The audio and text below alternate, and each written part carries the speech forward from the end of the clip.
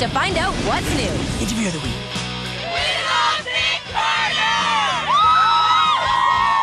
Hey there, it's Danielle, and look who I've got with me. I've got you. Hello, Nikki. It's funny how life can take new meaning. Well, it's good to see you. I haven't seen you in a little bit.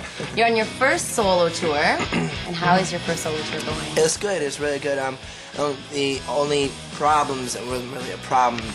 Well, I guess it was. We ran into in the very beginning of the tour, because I've been doing North America pretty much, you know, a little bit in Canada, and down in the States. There was this big storm that came through, a blizzard. Yeah. Came through The other day. the northeast, and it caused me to have to postpone like 2 or 3 of my shows.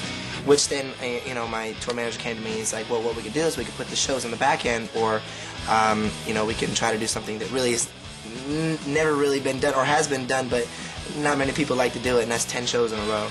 So I got 10 shows in a row, and this is my 6th. Wow, so you're on the end of it there. Yeah, well, it's kind of, I've never done it before, you know, I've always, never had to really assume the role of, like, singing a whole show by myself. Because I've been with the boys and doing stuff with that, but you know, now I do an hour-and-a-half show, and you know, I have to really take care of my voice, and this it's kind of tough. How is it without the guys though? Like on the road, I mean, like you're. Well, it's a whole different environment, you know. I'm playing rock style type of small venues, and you know, I wanted to do that.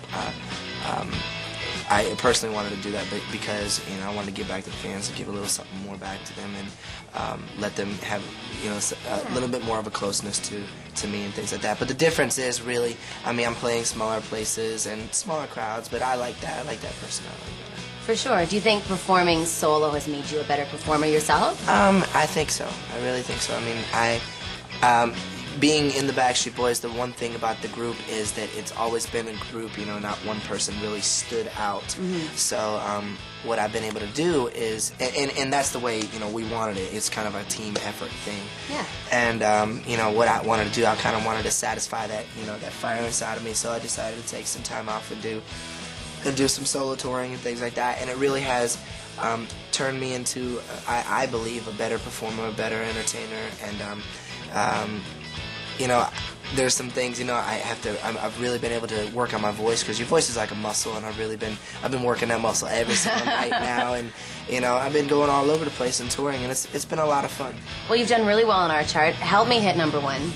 Do I Have to Cry For You debuted at #1, wow. And we just got I Got You, sorry, and it's doing really, really well.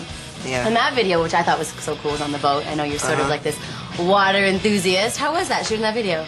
Yeah, well, the thing that was really cool about it, because that video, in a way, kind of one of my dreams came true. I've always wanted to, and partially came true, because I've always wanted to, like, sail around the world on a really big sailboat, and that thing was like 120 feet long. And the thing about it is that, you know, it was amazing. It was like being on some old pirate ship back in the day, and, you know, the wind was really strong the day we shot the video.